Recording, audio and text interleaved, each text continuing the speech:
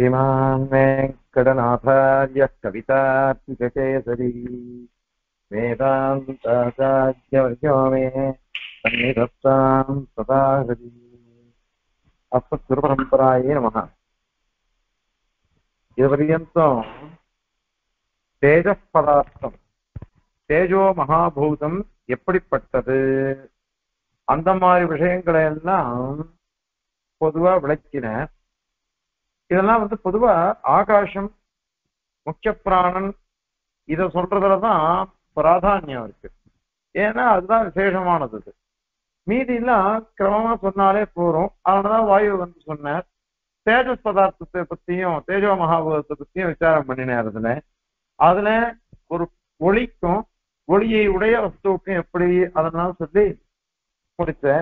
அதே மாதிரி ஒரு ஸ்வர்ணம் அதெல்லாம் எப்படிப்பட்டது அதெல்லாம் பத்தியும் சாதிச்சு முடிச்சுட்டார். இப்ப அதுக்கு மேல ஒரு நம்ம சித்தாந்தத்துக்கே உரித்தான ஒரு விஷயம் தமசு அப்படின்னு நம்ம சொல்றோம். இந்த தமசுங்கிறது என்னது அப்படின்றத இப்ப விசாரம் பண்ண போற. தமசுங்கிறது இருட்டு அப்படின்னு நாம சொல்றோம். இருட்டு அப்படின்றது அது ஒரு திரவியமா, அது என்னது அது அப்படின்னு ஒரு கேள்வி வந்துடுறது. இதுல ஜலத்தை பத்தி சொல்லணும். ஆனால் ஜலத்தை பத்தி சொல்ல வேண்டிய பிரமையும் ஒண்ணும் இல்லை. அபூர்வமான விஷயம் எதுவும் கிடையாது. ஜலத்தை பத்தி சொல்ல வேண்டியதுக்கு எதுவும் இல்லை. அதனால பிருத்திவி பதார்த்தத்தை விவரிக்க உள்ள வர பிருத்திவி பதார்த்தத்தை விசாரிக்கணும். அதுல இந்த தமசுன்னு ஒண்ணு இருக்கோ அதை விசாரிக்க போறாரு. இந்த பிருத்திவின்றது என்னது? ஏன்னா இதுக்கு முன்னாடி நாம ஸ்வர்ணம் ரஜதம் அப்படிங்கறதெல்லாம் பார்த்திவ பதார்த்தம் பிருத்திவியை சேர்ந்ததுதான் அது அப்படின்னு ஏற்கனவே போன ஸ்லோகத்துல சொல்லிட்டோம். அதை தொடர்ந்து தமசு அப்படிங்கிறது என்னது?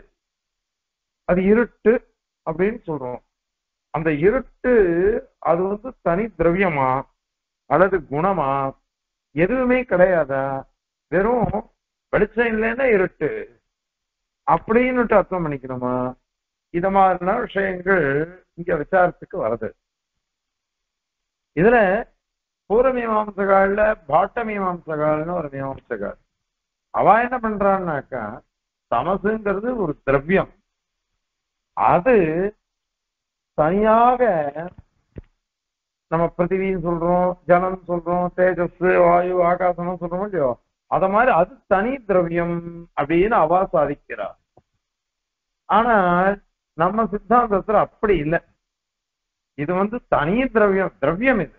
ஆனா தனி திரவியம்னு சொல்ல வேண்டாம். பின்ன எதோ சொல்றது அப்படின்னு சொன்னாக்க இது பிருத்திவி இருக்கோ இல்லையோ, பிருத்திவிக்கு அடங்கினது. இதுவும் பார்த்திவ திரவியம் தான். இது ஏன் இத மாதிரி சொல்லணும்? பார்த்திவ திரவியம் சொல்றதுனால என்ன பிரயோஜனம் அப்படின்னு ஒரு கேள்வி வரும். அதற்கு என்ன சமாதானம் சொல்றாருனாக்கா, நம்ம பார்க்கிறோம் இருட்டு அசையறா மாதிரி இருக்கு. இருட்டு இங்க நல்லா இருட்டு இருக்குது, கொஞ்ச நாள் இங்க இருட்டு இங்கேருந்து போயிட்டா மாதிரி இருக்கு. அத மாதிரி நமக்கு தெரியுது. அந்த மாதிரி கும்மிருட்டு கருப்பா இருக்கு அப்படின்னு சொல்றோம். இருட்டு கரையல்னு இருட்டு இருக்குது அப்படின்னு சொல்றோம். கரையல்னு இருக்கு அப்படின்னு அதுக்கு நிறம் இருக்கு. இந்த நிறம் எதுக்கு இருக்கோ, ரூபம் வர்ணம் எதுக்கு இருக்கோ, இந்த கலர் இருந்ததுன்னு சொல்லுவோம், அது பிருத்திவிக்கு தான் இருக்கும். அதனால அதுவும் இது ஒரு விசேஷம். அது மாதிரி இருட்டு பக்கத்துல இருக்கான், இவன் இருட்டுக்கு தூரத்துல இருக்கான் அப்படின்னு லோகத்துல பிரயோகம் இருக்கு. அதுவும் பிரயோகம் இருக்கு. அதனால பகலதான் சொல்ல போற, பக்கத்துல இருக்குது தூரத்துல இருக்குது அப்படி. அது மாதிரி அடர்த்தியா இருக்குது. நேற்றையா சொன்னோம் காഠின்யம் அடர்த்தியா இருக்குது அப்படின்னு சொன்னோம். இப்ப இருட்டு எப்படி இருக்கு? உம்மிருட்டு, அர்த்தராத்திரி, சந்திரன் இல்ல, எந்த இதுவும் இல்ல. அந்த சமயத்துல என்ன இருக்கும்? இப்படியே அடர்த்தியா இருக்கு இருட்டு, பயமா இருக்கு போக்குறதுக்கு. அப்படின்னு சொல்றோம். அந்த அடர்த்தியா இருக்கிறதுன்றது கூட பிருத்திவியினுடைய தர்மம் தான் அது. அதனால இது பார்த்திவ திரவியமா தான் ஒத்துக்கணும் அது. அதனால இது திரவியம்தான். அது பிருத்திவியினுடைய குணங்களை உடைத்தாய் உள்ளது. அதனால இது பார்த்திவம் தான் அப்படின்னுட்டு நம்ம சித்தாந்தம். அதே இன்னும் சில பேர் என்ன சொல்றாங்கன்னாக்கா, பாட்ட மீமாம்சைகள்லாம் திரவியங்களுடைய தன்மைகள் அதை காட்டிலும் சில விரோதமான தர்மம் இருக்கிறதுனால இது தமசன் திரவியம், ஆனா மீதி திரவியங்களை காட்டிலும் வேறுபட்டது இது. பிருத்திவி அப்படின்னா கையில பிடிக்க முடியாது, ஆனால் இதை கையில பிடிக்க முடியலையே, அதனால இது வேற திரவியம்தான், இது வேற திரவியம்தான் அப்படின்னு பாட்ட மீமாம்சைகள் தான் சொல்ற. அத நாம அங்கீகரிக்கல. ஏன் அப்படின்னாக்கா, நீங்க வேற ஒரு திரவியமாகவே 5 திரவியம் இல்ல, நீங்க எத்தனை வேணா திரவியம் ஒத்துக்கோங்க, 24 திரவியம் அப்படின்னு சொன்னாக்கா, இதையும் ஒரு திரவியமா ஒத்துட்டோம்னாக்கா அப்ப என்ன ஆகும்னாக்கா, இதுக்கு தனியா ஒண்ணு கல்பிக்கணும். கல்பனைன்றதே தோஷம். அதுக்கு தனியா ஒரு கல்பனம், இது வரிசையா போயிட்டே இருக்கும். இத மாதிரி கல்பிக்கவே கூடாது. கல்பனாங்கிறதே பெரிய தோஷம்ன்றதுனால அது கூடாது. அதனால சிரமம் அது. அப்புறம் சில பேர் என்ன சொல்றாங்கன்னாக்கா, ஆகாசத்துல இந்த பிருத்திவியினுடைய பகுதிகள் பாகங்கள்லாம் ஆகாசத்துல பரவி இருக்குது, அங்கங்க பரவி இருக்குது. ஏன்னா ஆகாசம் ஒரு மகாபூதம், பஞ்சீகரண பிரக்கிரியினால அந்த பிருத்திவியினுடைய அம்சங்களும் அந்த கொள்ளியோ அப்படி இருக்கிறதுனால அதுதான் இங்க இருக்குது. இந்த இருட்டா தெரியுது. அதனால இந்த மாதிரி ஒரு பிருத்திவியினுடைய பாகமா வச்சுக்கலாமே, ஒரு அம்சமா வச்சுருக்கலாமே அப்படின்னுட்டு சில பேர் சொல்றாரு. அது கூட தப்பு. ஏன் அப்படின்னாக்கா, ஒரு கருமை அப்படின்னாக்கா நாங்க என்ன சொல்றோம் தெரியுமா, மூர்த்த திரவியமா இருந்தா தான் இந்த நிறம் எல்லாம் இருக்கும். மூர்த்த திரவியமா இருந்தாதான் நிறம், அது மாதிரி குணங்கள்லாம் இருக்கும். ஆகாசம் பிரத்யக்ஷம் நமக்கு இதோ பார்க்கிறோம், அத்த ஆகாசம் அஸ்தி அப்படின்னு சொல்றோம். அதெல்லாம் என்ன சொல்றோம், ஒரு வெற்றிடம், அந்தரிக்ஷம் வெற்றிடமா இருக்கிறது தான் ஆகாசம் நம்ம சொல்லவே தவிர்த்து இதவா சொல்லவே இல்லை. பிருத்திவி எப்படி இருக்குதோ, ஆகாசம் எப்படி இருக்கோ, ஜலம் எப்படி இருக்கோ, தேஜஸ் எப்படி இருக்கோ அப்படி சொல்லலை. அதனால இது பிரமாணம் இல்லாம, ஆதாரம் இல்லாம இந்த கருமை நிறம் அங்க இருக்குது அப்படி எப்படி சொல்லுவேன். ஏன்னா அதுக்கு ஆதாரம், ஏன்னா அது மூர்த்த திரவியமா இருந்தாதான் இருக்கும். அது ஒரு புஸ்தகத்தை பாக்குறேன், ஒரு கடத்தை பாக்குறேன், அயம் கடகா நீலோ கடகா, அயம் கடகா ரத்தோ கடகா அப்படின்னு சொல்றேன். ஏன் நம்ம சொல்றோம் அப்படின்னா, அந்த கடம் அதுல கருப்பா இருக்கிறதோ சிவப்பா இருக்கிறதோ அந்த நிறம் இருக்கிறதுக்கு கடம் ஆதாரமா இருக்கு. அத மாதிரி ஆகாசத்துல ஆதாரத்துல இல்லையே இந்த நிறத்தை வச்சுக்கிறதுக்கு. அதனால அது கிடையாது. அதனாலதான் அசைவு இருக்கு, அடர்த்தியா இருக்குது, நிறம் இருக்குது. இதெல்லாம் தமசுல இருக்கிறதுனால இதெல்லாம் திரவியத்துலதான் இருக்கும். அந்த திரவியமானது கருமை நிறமா இருக்கிறதுனால இது பிருத்திவிக்கு தான் அது உண்டு, பிருத்திவிக்கு தான் அந்த இது உண்டு. அதனால இந்த கிரமத்துலதான் சரி அப்படின்னுட்டு நம்ம சித்தாந்தமா இருக்கு. இப்ப அதுக்கு சில பேர் என்ன சொல்றான், தமசுன்னு நீங்க சொல்றீங்க, அதுல அசைவன்றது இயற்கையா ஒண்ணும் கிடையாது, இயற்கையா கிடையாது. ஏன் அப்படின்னு வச்சுக்கோங்களேன், ஒரு வழக்கேற்றினான் ஒருத்தன், வழக்கேற்றினான்னாக்கா அப்போ அந்த இருட்டு இருக்குது பாருங்க, வழக்கை இப்படி எப்படி அசைச்சான்னாக்கா அதுக்கு ஏத்த மாதிரி இருட்டும் அசையாது. நம்ம வழக்கேற்றினோம், எந்த இடத்துல இருட்டு இருக்குதோ அந்த இடத்துல வழக்கு பட்டதுன்னாக்கா வெளிச்சம் படுறது, வெளிச்சம் பட்டதுன்னாக்கா அந்த இடத்துல இருளானது கொஞ்சம் தள்ளி போகுது. இல்ல திரும்ப நீங்க என்னென்ன வந்தீங்கன்னா அந்த இடத்துல இருள் திருப்பி வருது. அதனால விளக்கினுடைய அசைவனால்தான் இந்த இருட்டுங்கிறது அசைகிறது அப்படின்னு சொல்றோம். அதனால இயற்கையா சுபாவமா அது கிடையாது. அந்த பிரகாசத்து வெளிச்சத்தினுடைய அசைவனால அதுக்கு இருக்குது. அதனால அசைவனே கிடையாது அப்படின்னு சில பேர் சொல்றாங்க. அதுவும் தவறுதான். அந்த மாதிரி எதுவுமே கிடையாது.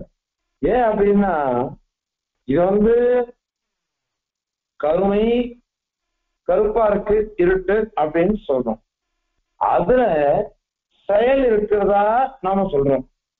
இத பிரமன்னு நீங்க சொல்லணும், பிரமன்னு சொல்லணும்.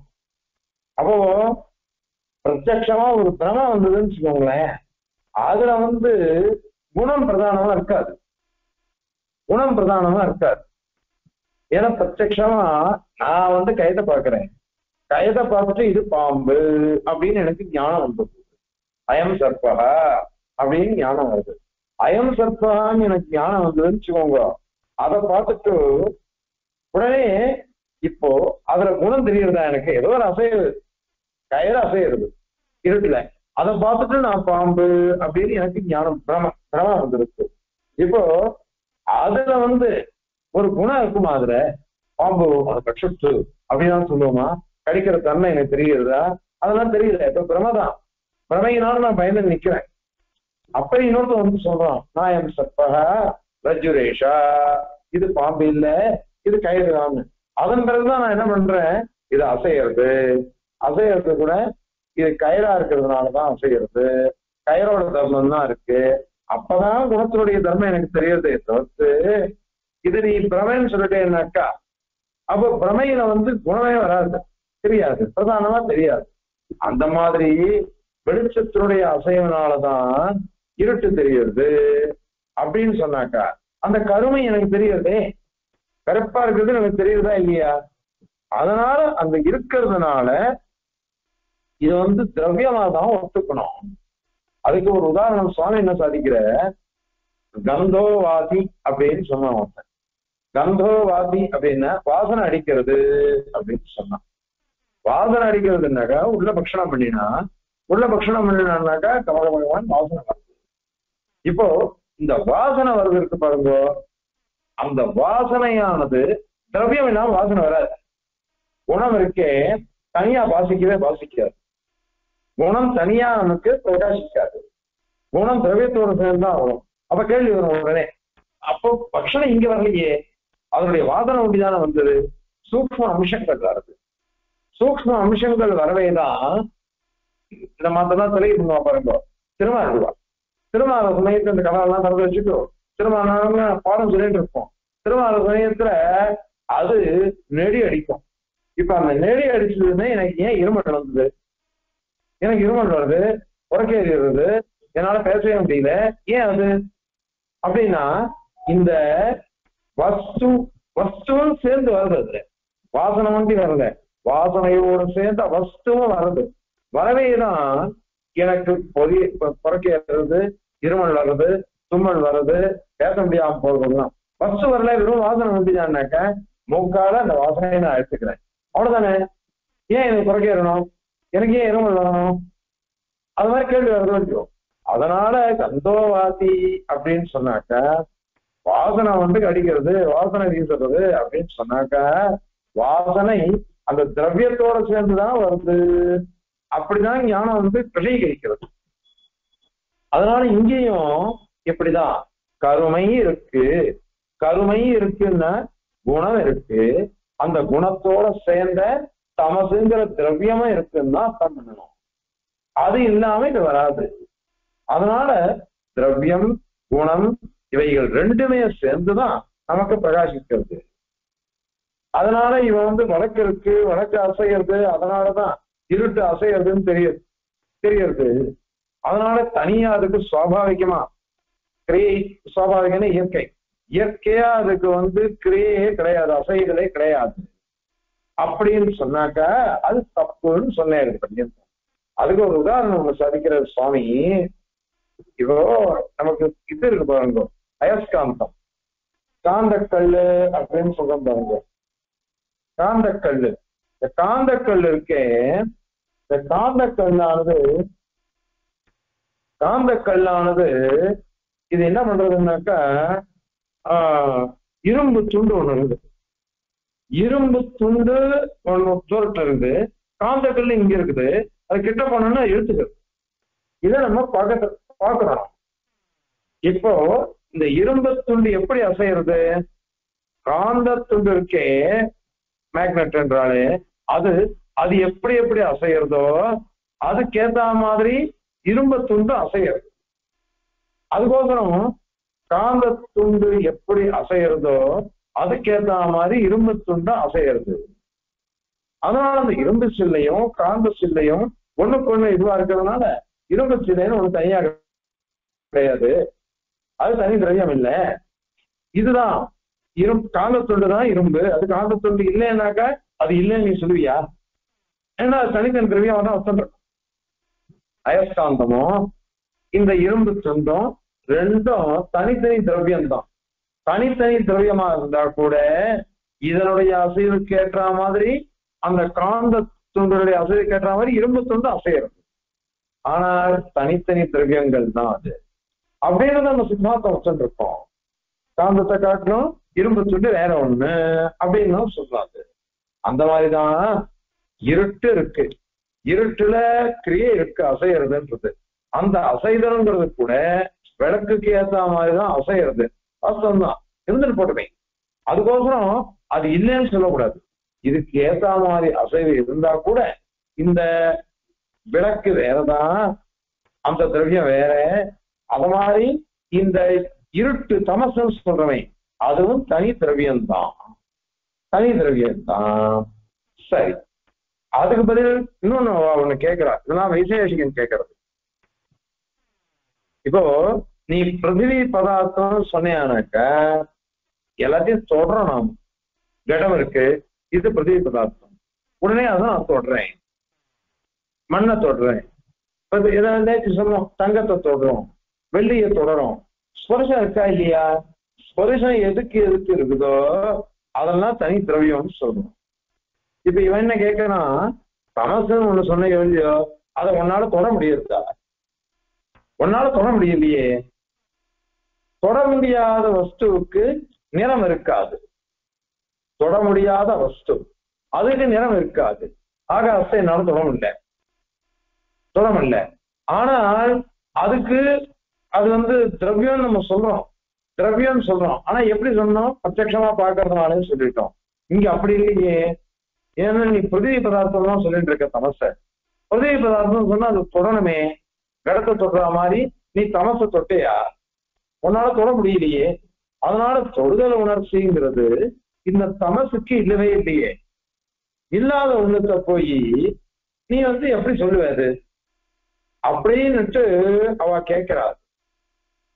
அதுக்கு பதில் என்ன சொல்றாருனாக்கா, பிருத்திவியில இது இல்ல, ஸ்பர்ஷம் அறியப்படவில்லை, அதனாலேயே இது பிருத்திவி இல்லை அப்படின்னு நீ கேட்ட. அதுவே தவறு. ஏன்னாக்கா வாயு இருக்கொள்ளியோ, வாயு ஸ்பர்ஷம் இருக்கு, ஆனா நிறம் இல்லை, அது ரூபம் கிடையாது, ஆனா ஸ்பர்ஷம் இருக்கு. அந்த இடத்துல அது திரவியம் நீ ஒத்துருக்க. இப்போ ஸ்பர்ஷம் இல்லை, ஆனா ரூபம் இருக்கு. நாங்க சொல்ற இடத்துல தமசுல ஸ்பர்ஷம் இல்லை, ரூபம் இருக்கு. அதுக்கு ஒத்துக்கலாம். எப்படி ஒத்துக்கலாம்னாக்கா, இப்ப நேற்று என்ன சொன்னோம், ஸ்வர்ணமோ வெள்ளியோ அதெல்லாம் திரவியம்தான், பிருத்திவி பதார்த்தம் தான் அது அப்படின்னு சொல்லிட்டோம். ஆனா அந்த தங்கமோ அல்லது இதர நீரக்கல்னு சொல்றோம் பாருங்க, அதெல்லாம் எல்லாமே பிருத்திவி பதார்த்தம் தான். அது பிரகாசிக்கிறது. அந்த பிரகாசம் நமக்கு வர்ணமே தெரியுது. அன்னைக்கே சொன்னோம், பெருமாள் எல்லாம் சேவிச்சோன்னு வச்சுக்கோங்க, பெருமாளுடைய திருவாபரணங்கள் எல்லாம் பாருங்க, அதுல விதவிதமான ரத்ன கற்கள், அது அத்தனையுமே இதுவாதான் இருக்கும். அந்த ரூபத்தோட இருக்குது. அதனுடைய விதவிதமான வர்ணங்கள் தெரியுது. இப்போ வர்ணம் தெரியுது, அது பார்த்திவ பதார்த்தம் தான். நிறம் தெரியுது, ஆனா அதை பிடிச்சி பாரு, நீ உன்னால தொட முடியுமா? அதனுடைய நிறம் இருக்கு. நிறம் இருந்தா நீ தொட முடியலையே உன்னால, அதை பிடிக்க முடியலையே உன்னால. அதனால தொட முடியல, ஸ்பர்ஷம் இல்லை அப்படிங்கிறதுனாலேயே அது பிருத்திவி இல்லைன்னு நீ சொல்ல முடியாது. அப்படின்னு நீ சொல்ல முடியாது. அதனால நம்ம பார்க்கிறோம், இது நீல நிறம் இருக்கு, இதுல நீல நிறம் இருக்குது, அதனால அது கண்ணால பார்க்கப்படுகிறது, கண்ணால பார்க்கப்படுறதுனால அதுக்கு அசைவும் பார்க்கப்படுகிறது. என்ன சொல்லிட்டு இருக்கோம், அசைவும் பார்க்கப்படுகிறது. அசைவுன்னு கிரியை, அத மாதிரி ரூபம் இருக்கு, நிறம் இருக்கு, குணம் ரெண்டுமே இருக்கு. குணக்கிரியாசிரியத்துவம் திரவியத்துவம் சொல்றப்போ லட்சணம். குணமும் கிரியையும் எதை ஆசிரியிருக்குதோ அது திரவியம்னு பேருன்னு சொல்லியிருக்கோம். இப்ப இங்க தமசுக்கு அசைவு கிரியை அது இருக்குது. அந்த மாதிரி கருப்பா இருக்குன்றது நிறம் இருக்கு, இது ரெண்டும் ஆசிரியிச்சு இருக்கிறதுனால இது திரவியம்தான். அந்த நிறமும் அத மாதிரி அசைவும் இருக்கிறதுன்றது பிருத்திவிக்கு தான் உண்டு, அது கிரியை. அதனால இந்த பிருத்திவி பதார்த்தம் தான் அப்படின்னு சொல்றாங்க. அதற்கு அவ என்ன சொல்றான்னாக்கா, அப்படி பார்த்தேனாக்கா இந்த தமசுன்றது எப்ப தெரியுது?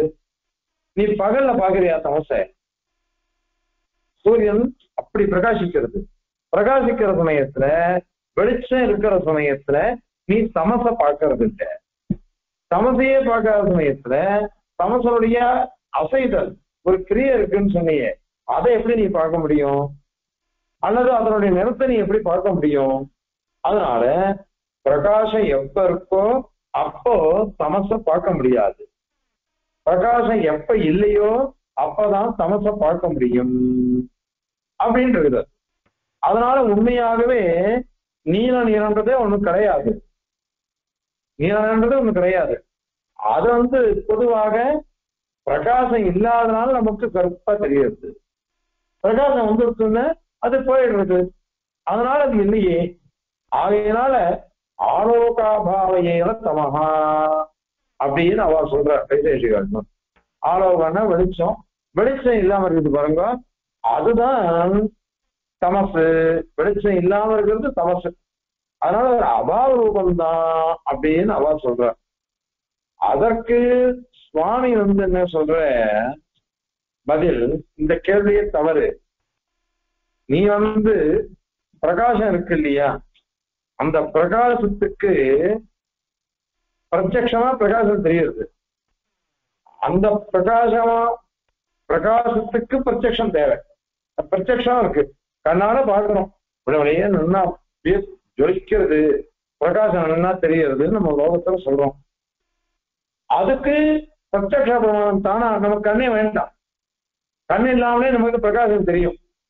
பிரத்யக்ஷ பிரமாணம் வேண்டாம். அந்த இடத்துல கண்ணு இருக்குது, பிரத்யக்ஷ பிரமாணம் வேண்டாம், அது தானா பிரகாசிக்கிறது.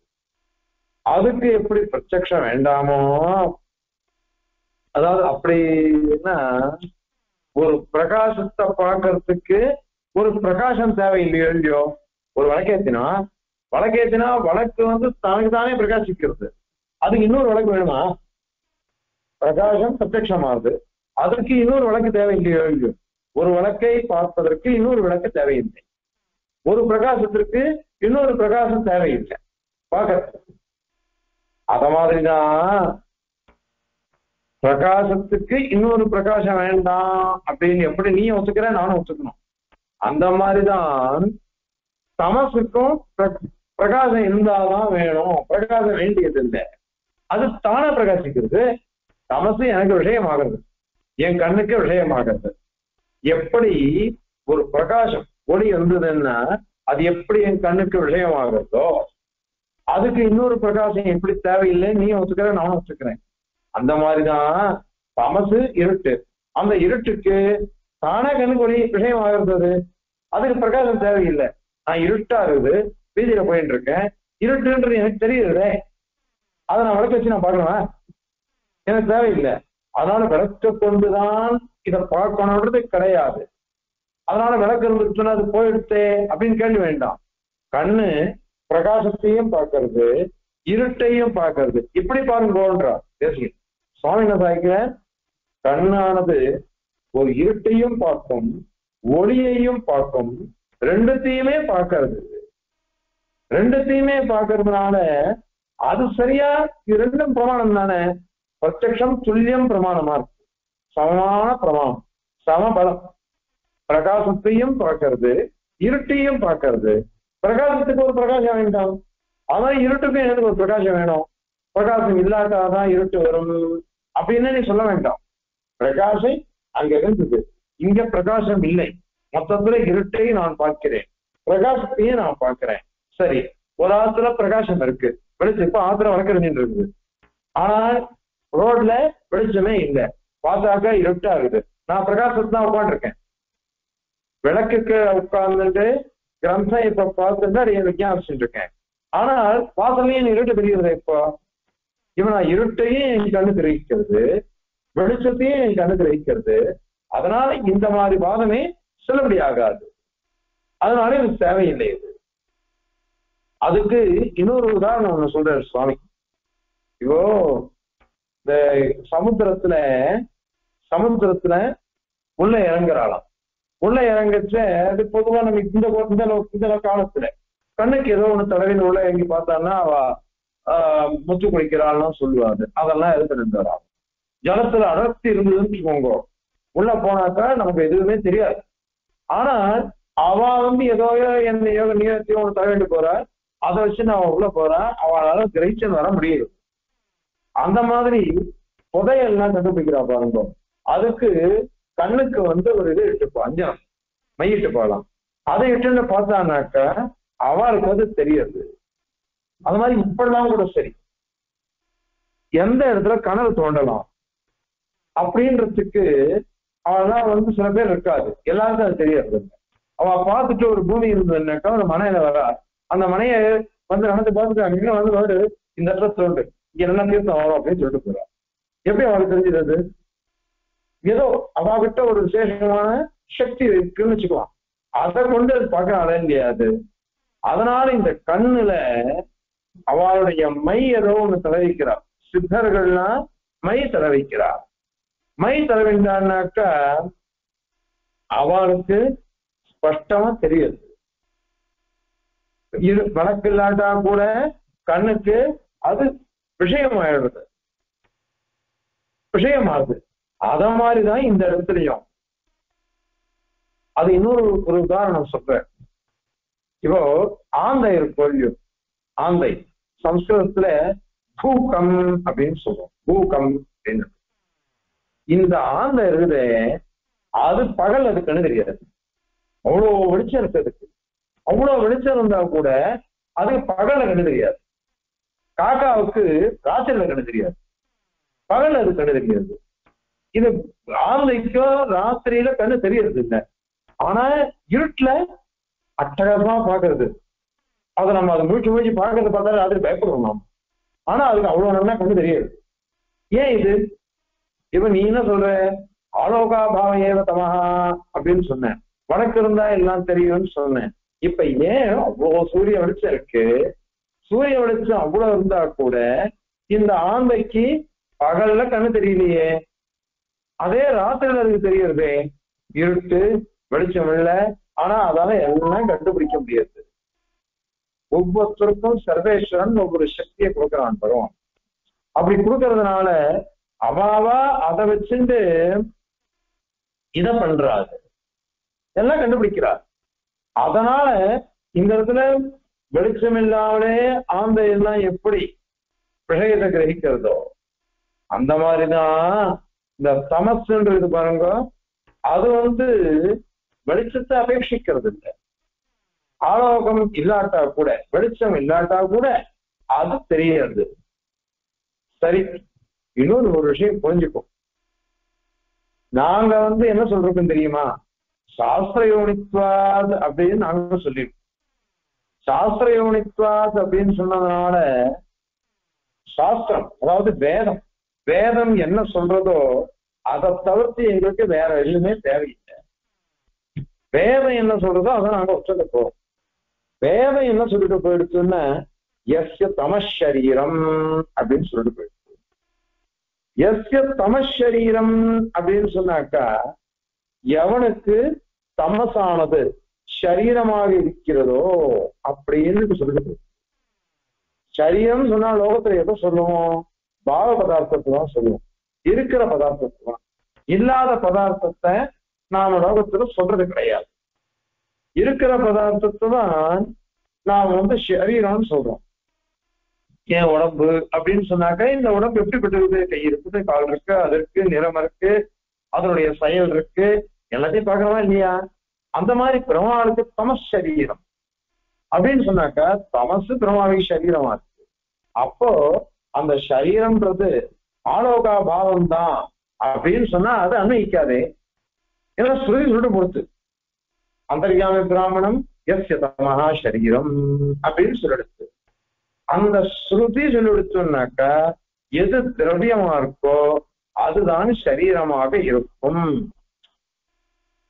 எது திரவியமோ அதுதான் சரீரமா இருக்கும்.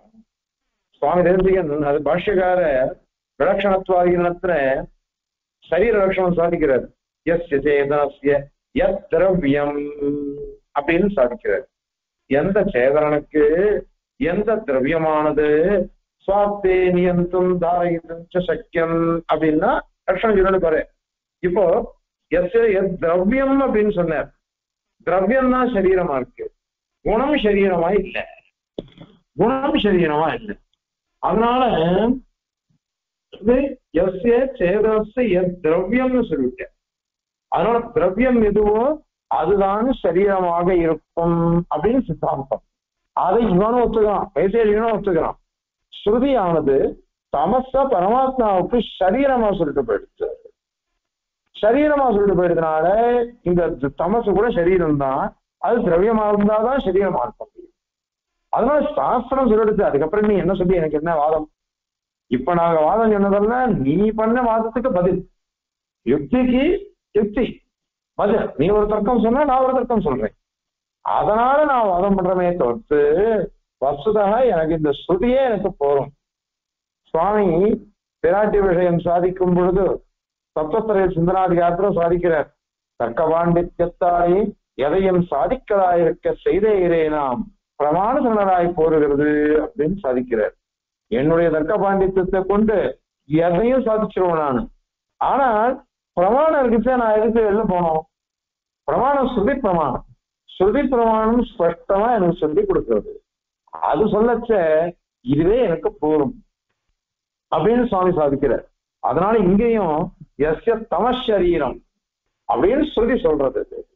அதனால நீ வந்து ஆலோகா பாவம் தான் தமசு அப்படின்னு சொல்றப்ப அது தப்பு. அதாவது வெளிச்சம் இல்லாத தன்மை தான் தமசுங்கிறது அப்படின்னு நீ சொல்றது தப்பு, அது வராது. அது மட்டும் இல்ல, இது சொல்லும் பொழுது பிரமாணம் சொல்றது தமச திவசே அப்படின்றது. பெருமாள் தமச வந்து செட்டிச்சேரா. எப்படி செட்டிச்சே தெரியுமா? எப்போ? திவசே அப்படின்னு பிரமாணம் சொல்றது. திவசேன்னாக்கா பகல் நேரத்துல. நீ என்ன சொன்ன? பகல் நேரத்துல இருட்டு இருக்கிறது இல்லை. இருட்டு இல்லாததுனால தமசு வந்து ஆலோகா பாவம் தான், வெளிச்சமின்மை அப்படிங்கிறது தான் தமசு நீ சொன்ன. சுவாமி என்ன சாதிக்கிற? பிரமாணம் காமிக்கிறார். தமச சப்ஜ திவசே, பகல் நேரத்துலதான், அதாவது பிரகாசம் எப்ப இருந்ததோ அப்பதான் தமச சிருஷ்டிச்ச அப்படின்னு சொல்றது. அதனால தமசு வந்து ஒளிக்கு விரோதி அப்படின்னு நீ சொல்ற. அது கிடையாது, அது வேற இது வேற. இப்பதான் சொன்னோம், நான் இப்ப கூடத்துல உட்காந்து அடையேன்னு சொல்லிட்டு இருக்கேன். ஆனால் வெளியில இருட்டு எனக்கு தெரியுறதே. இப்ப வெளிச்சத்துல இருட்டு தெரியக்கூடாது, ஆனா இருட்டு தெரியுது. இது வேற அது வேற. இது ஒரு திரவியம், அது ஒரு திரவியம், அவ்வளவுதான். அதனால விரோதியே இல்லை இது. ஆகவே சிருஷ்டி இருக்கு இங்க. அதனால தேஜஸ் வந்ததுன்னாக்கா இந்த தமஸ் போயிடும் அப்படிலாம் சொல்லாத. இன்னொன்னு என்ன சொல்றதுன்னாக்கா, இந்த பிரளய லயக்கரணம் சொல்றோமோ இல்லையோ, அப்ப தேஜஸ் எப்படி லயத்தை அடையிறதோ நாசத்தை அடையிறதோ அந்த மாதிரி இந்த தமசு கூட நாசத்தை அடையிறது அப்படின்னு இருக்குது. அதனாலதான் சொல்றதுனால இந்த ஆலோகா பாவம் தான் தமசு அப்படின்னா சொல்றது தவறான வாதம். அது தவறான வாதம். அது அதுக்கப்புறம் சில பேர் வந்து இது சொல்றா, பிரகிருதியே தமசுன்னு சொல்லுவா. அப்படி இல்லை, பிரகிருதிக்கு 4 நிலைகள் இருக்கு. அக்ஷரம், தமசு, அவ்யக்தம், எப்படின்னா பிரகிருதி அப்படின்னா வந்தது. அதுல கூட ஒரு பரிணாமம் தான், பிரகிருதியினுடைய பரிணாமம் தான் அர்த்தம் தமசு. அது அதனால தமசுன்றது தனி பிரமாணம் தான். இன்னொரு விஷயம் ஒண்ணு இருக்கு, இது வந்து தமசு வந்து நிறத்தோட கூடினது. நிறத்தோட கூடினதுன்னா கருப்பா இருக்குன்னு சொல்லிட்டோம். அதனால இப்ப ஆகாசத்துக்கும் வாயுக்கும் நிறன்றது கிடையாது. அதனால அதுல சேரவே சேராது. அப்புறம் நீர், நெருப்பு அதுல இருந்து சொல்லலாமா? ஜலமா இருக்கட்டுமே, அல்லது தேஜோ மகாபூதமா இருக்கட்டுமே அப்படின்னு சொன்னா அதுலயும் சேராது. ஏன் அப்படின்னாக்கா, இத வந்து சாந்தோக்கிய உபனிஷத்து திருவுட்கரணங்கள் இருக்கோல்லையோ, பஞ்சீகரணம் திருவுட்கரணம் சொல்றோம். இந்த திருவுட்கரணம் பண்ணும் பொழுது ஒரு வஸ்துவை எடுத்துட்டாக்கா ஒவ்வொரு வஸ்துவிலையும் அனைத்து பூதங்களும் இருக்குன்னா பஞ்சீகரண பிரக்கிரியினால சொல்றோம். அந்த பஞ்சீகரண பிரக்கிரியை சொல்லிச்சு ஒவ்வொரு வஸ்துவிலையும் எல்லா பூதங்களும் இருக்கு. அதை எப்படி கண்டுபிடிக்கிறது அப்படின்னா, உத்தாலகர் சொல்ற அக்னிய பாரு. இப்ப நம்ம எல்லாமே வெஷ்ட சிருஷ்டிக்குள்ளதான் இருக்கோம். பஞ்சீகரண பிரக்கிரியை ஆயிட்டு அதன் பிறகு சிருஷ்டிக்கப்பட்ட லோகத்துலதான் நாம இருக்கோம். சமற்ற சிருஷ்டியை பார்க்கறது சதுர்முக பிரமாவே பார்க்க முடியாது. சதுர்முக பிரமாவே பார்க்க முடியாது. பெருமாள், பிராட்டி, நித்தியசூரிகள், முக்தார் இவன் மட்டும்தான் பார்க்க முடியும். வேற யாருமே சமற்ற சிருஷ்டியை பார்க்க முடியாது. அதனால வெற்றி சிருஷ்டியை வச்சுட்டுதான் நிரூபிக்கணும். அப்ப இவர் வந்து சொல்லி கொடுக்கிற சப்ஜெக்டியில சாந்தோக்கிய சொல்றது, எதக்னே ரோஹிதம் ரூபம் தேஜசஸ்தத்ரூபம். அக்னி கொழுந்து விட்டு எரியுது. கொழுந்து விட்டு எரியும் பொழுது 3 விதமான நிறம் தெரியுது. எப்படி தெரியுது? முதல்ல சோப்பா தெரியும். சோப்பா தெரிஞ்சதுன்னா அது வந்து தேஜோ மகாபூதத்தினுடைய ரூபம், அது அதனுடைய வர்ணம். அதுக்கப்புறம் எஸ் சுக்லம் ததபாம், எது வெளுப்பா இருக்கோ அது ஜல மகாபூதம் இருக்கு பாருங்க. அப்போ அப்படின்றமே அந்த ஜலம் அந்த மகாபூதத்தினுடைய ரூபம் அது. எத் கிருஷ்ணம் தது அன்னஸ்ய அப்படின்னு இருக்கு.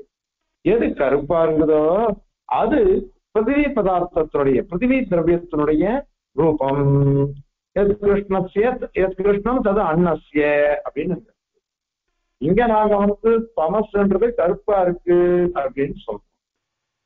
தமசானது கருப்பா இருக்குன்னு சொல்றதுனால இந்த இடத்துல வந்து கருப்பா இருக்கிறது பிருத்திவியினுடைய ரூபம் தானே.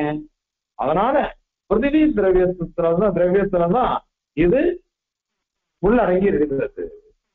அதனால இது வந்து தமசுங்கிறது சர்வாத்தனா ஒரு திரவியம்தான். அது பிருத்திவி திரவியத்தினுடைய ஒரு விகாரம். அதனால பிருத்திவி திரவியத்தை பார்த்திவ திரவியமா தான் அதை பார்க்கணும். சில பேர் தமசுங்கிறது அவித்யை அப்படின்னு அவர் சொல்றார். அத்வைதிகள்லாம் தமசுங்கிறதையே அவித்யை அப்படின்னு அவர் சொல்றார். அதை கூட நாம ஒத்துக்கல. நமக்கு எப்படின்னா இருட்டு எப்படி தமசு ஆனது எப்படி வஸ்துக்கள் எல்லாம் மறைக்கிறது. வெளிச்சத்துல இருக்கிற இதெல்லாம் இது வந்து கடம், இது சேரு, இது கட்டிடம், இது புஸ்தகம் இப்படின்லாம் தெரியுது. அதே இருட்டுல அந்த வஸ்து எல்லாம் தெரிய மறைக்கிறது. அந்த மாதிரி அவித்யை தான் தமசு, அது நம் பிரம்மத்தை மறைக்கிறது அப்படின்னு அவர் சொல்றாரு. அதை கூட தப்பு அது. ஏன்னாக்கா கண்ணு அப்படின்னு ஒரு இந்திரியம் இருக்கு, செக்ஷன் இந்திரியம். அது வந்து பிரகாசத்தையும் கிரகிக்கிறது, இருட்டையும் கிரகிக்கிறது. அது வந்து நம்மளுக்கு தடுக்கவே இல்லையே, இருட்டையும் கிரகிக்கிறோம். இன்னொரு விஷயம் இருட்டு தான். இருட்டு நம்ம முதல்ல இருட்டு அப்படியே கும்மிருட்டு அது அடர்த்தியா இருக்குது. அப்ப நமக்கு சில ஒண்ணுமே தெரியல, ஒண்ணுமே நமக்கு தெரியல. ஆனா கொஞ்சம் பழக பழக பழக அந்த கண்ணே இருட்டுல இருக்கிறதையும் நம்மளால கிரகிக்க முடியும். கண்ணு கிரகிச்சிடும், அதையும் பார்த்துட்டு இருக்கோம். அதனால தடுக்கிறதே இல்லையே அது. அதனால இது கண்ணனுடைய இந்த கதி இருக்கு பாருங்க, அதை எதுவுமே இது பண்ணல அது. அதனால மறைக்கவே மறைக்காது. நீங்க சொல்றதெல்லாம் விபரீதமானது, என்ன விபரீதமான கல்பனை. இந்த தமசை கொண்டு பிருத்திவி அப்படின்னு சொல்றதெல்லாம் தவறு அது. அதனால இது பிருத்திவி அப்படின்னு ஒண்ணு இருக்கு, அது திரவியம், அதுக்கு செயலும் இருக்கு, கருப்பு நிறம் இருக்கு அதுக்கு. அந்த மாதிரி கருப்பு நிறம் செயலும் இந்த தமசுக்கு இருக்கு. அப்படி இருக்கிறதுனால இது தமசுங்கிறது ஒரு திரவியம்தான், அது பிருத்திவியில அந்தர்கதம், பிருத்திவியில அடங்கினதுதான் அது. அதனால ஆலோகா பாவம் தான் அப்படின்னு நீங்க சொல்றீங்களே, அது தவறு. அது தவறு. ஆலோகா பாவம் தான் தமசுன்னு சொல்றது தவறான சித்தாந்தம். இப்படி வைசேஷிகால் சொல்றது, இன்னும் யாரா இன்னும் இப்படி என்ன விசாரம் பண்றாலும் அதெல்லாம் தவறானது. இதுக்கு பிரதானமான யுக்திகளும் சாதிச்சார் சுவாமி. அந்த மாதிரி இது பாஷகாரே சாதிச்சிருக்காரு. அதை தேசிகன் நியாய சித்தாந்தத்துல இன்னும் விளக்கமா சாதிச்சிருக்க. அத மாதிரி இது தத்துவம் தாக்கலாத்திலையும் ஸ்லோக ரூபமா சாதிச்சிருக்க. தத்துவசாரம்னுட்டு நடாதுமார் அனுகிரகிச்சது.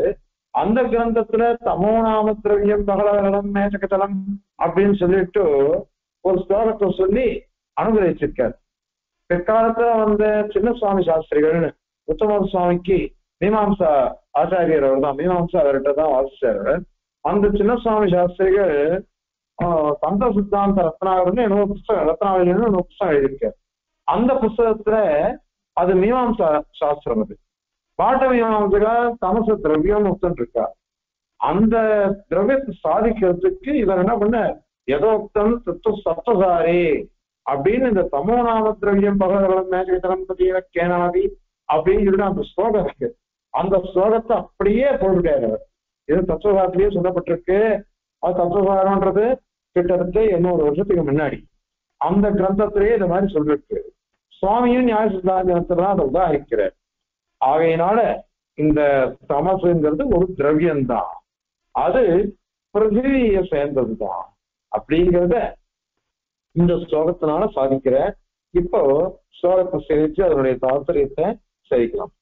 நைல்யாத் பௌமம் தமிஸ்ரம் சடுல பகுலதாதி அன்வயாத் தன்னநையம் சாயாவத் பாரதந்திரியம் வயச இவமனோ திருஷ்டி சித்தா ஸ்வபாவாத் ஸ்பர்ஷாख्यादिर्न ரூபம் ஹரதி ஹரிஷிலா லோகவத் தத்ர சாக்ஷ்ணோஹ நாலோகோத்யஹ சசித்தாஞ்சனநயன திவா விஹித திருஷ்டியாதிநீதே அப்படின்ட்டு ஸ்லோகம். அதுக்கு வியாக்கியானம் பாருங்க. தமிஸ்ரம், தமிஸ்ரம் அப்படின்னாக்க இருட்டுன்னு அர்த்தம். தமசு, தமிஸ்ரம்னா இருட்டு, தமசு அப்படின்னு அர்த்தம். அது நைல்யா, நீல நிறத்தை உடையதாய் இருக்கையால் நைல்யம் இருக்கு. அதனால பௌமம், பூமி, பூமி சம்பந்தமான திரவியம்தான் பிருத்திவி. அது அது சடுல பகுலதா ஜன்மயாது. சடுலம் அப்படின்னா அசையறதுன்னு அர்த்தம், சலனம், அசையறது. பகுலதா ஜன்மையாது, பகுலம், பகுலத்தம்னாக்க அடர்த்தியா இருக்குது, அடர்த்தியா இருக்குது. அதனால அந்த இதெல்லாம் சேர்ந்து இருக்குது. பகுலத்துவம் இருக்கு, அடர்த்தியா இருக்குது, காഠின்யம் இருக்குது, அடர்த்தியா சேர்ந்து இருக்குது. அதே மாதிரியாக அது தனியாக ஒரு திரவியமாவே நமக்கு தெரியுது, அசையறதுன்றது. அதனால இருக்கிறதுனால நைல்யம்ன சில பேர் வெறும் நீல ரூபந்தான், அது கருப்பா இருக்கிறது ஒண்டிதான், கருப்புன்ற நிறம் ஒண்டிதான் இருக்கே தவிர்த்து அது திரவியம் ஒண்ணு அப்படின்னு அவா சொல்ற. அதுதான் கிடையாதுன்னு சொல்லிட்டோம். ஒரு குணம் இருந்ததுன்னாக்க அதுக்கு குணியும் இருக்கும். அந்த இடத்துல குணத்தோட கூடின குணிதான் பிரகாசிக்கும்ன்றதுக்கு தான் கந்தோவாதி அப்படின்னு தான் சொன்னோம். அதனால அதுதான் கிரமம். அது மாத்திரம் இல்ல, திருஷ்டி சித்தா ஸ்வபாவாத். திருஷ்டின்னா அனுபவம் அப்படின்னு அர்த்தம். நம்ம அனுபவம் தான். இப்போ நாம எத்தனை உதாரணம் சொன்னாலும் அது அத்தனையும் நம்மளுடைய அனுபவத்தை தான் அது சொல்றது. நம்ம அனுபவத்தை வச்சுட்டுதான் எல்லாம் சொல்லிட்டு இருக்கோம். அதனால திருஷ்டி சித்தாது சுபாவாத்து, அந்த சுபாவத்தை கொண்டுதான் நாம சொல்றோம். அதனால அது எப்படி தெரியுமா? மனவு அயசைவ. அவன் என்ன கேட்டான், ஒரு நிழல் இருக்கு, வழக்கு இருக்கு. வழக்கு இருந்ததுன்னாக்கா நிழல் வந்து என்ன பண்றது, இப்படி விளக்கு போச்சுன்னு வச்சுக்கோங்க, நம்ம நிழல் எப்படி போகும்? வடக்கு பக்கம் வந்ததுன்னா தெற்கு பக்கம் போறது நிழல், தெற்கு பக்கம் விளக்கு வந்ததுன்னா வடக்கு பக்கம் நிழல் போறது. இத மாதிரி இது ஆலோகம் இருக்க விளக்கு வெளிச்சம், அந்த வெளிச்சத்துக்கு அனுகுணமாக தான் அது பிரவர்த்திக்கிறது. அதனால தனியா ஏன் திரவியமா சொல்றேன், அந்த வெளிச்சத்தினுடைய சம்பந்தத்தினாலதான் இப்படிலாம் வருது அப்படின்னு சொல்லிட்டு போயேன் அப்படின்னு கேட்டா, அதுக்குதான் திருஷ்டி சித்தா சுபாவாது அணவு அயச இவ. அதனுடைய நம்ம அனுபவத்தினால்தான், அனுபவத்தினுடைய சுபாவத்தினால, அந்த இயற்கையினால மனவு அயச இவ. மணி அப்படின்னாக்க அயஸ்காந்த கல், இது வெறும் இரும்பு கல். அதுல அயச இவ மனவுனா அயஸ்காந்த காந்தக்கல் சொல்றோம் பாருங்க, காந்த துண்டு மேக்னெட், அது அயச இவ தான் போறது. அதனால மனவு அயச இவ. இங்க சாயாவத்து நிழலோட கூடின வஸ்து, அதுக்கு பாரதந்திரியம் பவதி. பாரதந்திரியம் அதாவது நீ என்ன கேட்ட, நிழல் இருக்கு, அதுக்கு விளக்குக்கு ஏத்த மாதிரி தான் இருக்கு அப்படின்னு நீ கேட்ட. விளக்குக்கு ஏத்த மாதிரி அமையதுன்னு வாஸ்தவம் தான். விளக்குக்கு பரதந்திரம் தான். அயஸ்காந்தத்துக்கு இரும்பு துண்டு பரதந்திரமா இருக்குது. அப்படி இருந்தா கூட ரெண்டும் வேற வேற திரவியங்கள் தான் அப்படின்னுட்டு எல்லாரும் ஒத்துக்கிறோம். அதே மாதிரிதான் இந்த இடத்துலயும் இது பரதந்திரமா இருக்கட்டும், வழக்குக்கு ஏத்த மாதிரி இந்த நிழலானது அசையிறது, அதுதான் இருட்டுன்னு சொல்றோம். இருந்தாலும் கூட இது வேற அது வேறதான். அதனால பாரதந்திரம் பவதி, பரதந்திரத்துவம், பரதந்திரம்னா அதுக்கு அதீனமா இருக்குன்னு அர்த்தம். அது இருக்கு, அதை நாங்க ஒத்துக்கிறோம். ஆனால் தனி திரவியம் இல்லைன்னு சொல்லாத, தனி திரவியம் தான் அது. சரி, தமதுல வந்து ஸ்பர்ஷம் இல்லையே, ஸ்பர்ஷ அக்கியாதி, ஸ்பர்ஷத்தினுடைய இன்மை, தொட முடிகிறது இல்லையே, அதனால ரூபம் இல்லை. ரூபம் இருந்தா தொடரமே அப்படின்னு அவன் கேட்டான். ரூபம்ல ஹரதி ஸ்பர்ஷாக்கியாதி, ஸ்பர்ஷமின்மைன்றது அது ஸ்பர்ஷாக்கியாதி என்ன ஞானம், அக்கியாதி என்ன ஞானமற்ற தன்மை. ஸ்பர்ஷத்தினுடைய அறிவு ஞானம் இல்லையே, அதான் நான் தொடறேன், இருட்ட நான் தொடறேன் அப்படின்னு நோக்கத்துல இல்ல, பிரதீதி இல்லை. அதனால இது வந்து ரூபமே இல்லை அப்படின்னு சொன்னாக்க, அதுக்கு ரூபம்னா ஹரதி, அந்த ரூபத்தை அது எடுக்காது, அது இல்லை, அது போகாது. ரூபம் இல்லைன்னு அர்த்தம் கிடையாது அதுக்கு. ஏன்னா ஹரிஷிலா லோகவத்து, ஹரிஷிலான்னா இந்திரநீலக்கல்லுன்ற பச்சைக்கல்லு அப்படின்னு சொல்ற. இந்த பச்சைக்கல்ல நீ இந்திரநீலக்கல் இருக்கு பாருங்க, அதுல பிரகாசம் இருக்கு. அந்த பிரகாசம் வந்து வருது, அதோட நிறம் தெரியுது, நமக்கு நிறம் தெரியுது, அழகாக இருக்கும். அது மாறி மாறி மாறி மாறி வருது. எந்த கல்லுமே அவ்வளவுதான் அழகாதான் பிரகாசிக்கிறது. அதுல நிறம் இருக்கு, பிரகாசம் இருக்கு. அதை நீ தொட்டியா, உன்னால தொட முடியுமா? அது தொட முடியல. அதனால நிறம் இல்லைன்னு சொல்லுவியா? நிறம் நாம அனுபவிக்கிறோமே, நிறம் நாம அனுபவிச்சுட்டுதான் இருப்பாங்க, அது இல்லைன்னு சொல்ல முடியாது. நிறம் இருந்தா கூட அதுல ஸ்பர்ஷம் இல்லை. அதுல அந்த மாதிரி தமசுல கருப்பா இருக்கிறதுன்னு நிறம் இருக்கு, ஆனால் அது தொட முடியல, அதனால சரியில்லை. சரி, இப்ப வந்து இருட்டுல நம்மளால வஸ்துவை பார்க்க முடியாது அப்படின்னு கேட்டேனாக்க, அதற்கு பதில் ச சித்தாஞ்சன நயன. அதாவது சித்தர்கள்லாம் இருக்காளே, அவள்ல அந்த மையோட கூடின கண்ணை உடையவா. அந்த சித்தியை அடைந்த அவள்லாம் மையை வந்து கண்ணில் எட்டுக்கிறா. அதை கொண்டு ராத்திரியில எல்லாத்தையும் கூர்ந்து கவனிக்கிறவா இருக்கா. நம்மள மாதிரி சாமானிய மனுஷாளுக்கான இருட்டுல வஸ்துக்கள் தெரியாம இருக்கலாம். அதே இருட்டிலேயே இருக்கிற வாழ்க்கை. இந்த இதுல வரும் பகவத்கீதையில யானி சாசத்வபூதானாம் तस्यां जागर्ति संयमी यस्यां भूतानि जागर्ति सा निशा पश्यतो मुनेः सा निशा पश्यतो मुनेः அப்படின்னா இருக்கு. நம்ம எப்ப தூங்கிட்டு இருக்கோமோ அந்த சமயத்துல அவன் அந்த யோகி இருக்கான் பாருங்க, அவன் முடிச்சுட்டு இருக்கான். அவன் எல்லாம் அவனுக்கு கிரகிக்கிறான். அதே நாமெல்லாம் வந்து முழிச்சுன்னு பாக்குற சமயத்துல அப்ப அவன் அவனுக்கு இருட்டு மாதிரிதான், ஆனா அப்பவும் பார்க்கும் தான் இருப்பான். யோகி ஆபரேட்டர்னால எல்லா காலத்தையும் எல்லாத்தையும் அவனால அறிஞ்சிக்க முடியும் அப்படின்லாம் இருக்குது அது. அதனால சசித்தாஞ்சன நயன அஞ்சனத்தோட கூடினவா கண்ணுல, அதனால அவனால பாக்குறாளே. அதே மாதிரிதான் திவாபீத திருஷ்டியாதி நீதே. திவா பகல், பீத பயம், பகல்ல பீதி அடைகிறது எதுனாக்க இந்த ஆந்தை முதலானது. அதனால சித்தர்கள் இருக்காளே அவ கண்ணு மையோட கூடினது, அந்த அஞ்சனம் மை அதோட கூடின கண்ணு எல்லாத்தையும் அறிந்து கொள்கிறது. அதே மாதிரி ஆந்தையோட கண்ணு பகல்ல தெரியாட்டா கூட ராத்திரியில அதுக்கு நல்லா தெரியறது. அந்த அந்த நீத்தையே அந்த நீதியினால அந்த நியாயத்தினால இது எல்லாமே தெரியும். தமசு தத்ரச்ச அக்ஷ்ணோஹோ ஆலோக ந அர்ச்சக. அதனால கண்ணுக்கு அவைகளுக்கு ஆலோக ந அர்ச்சக, அது அபேட்சிக்கவே வேண்டாம், ஏன்னா தேவையில்லை.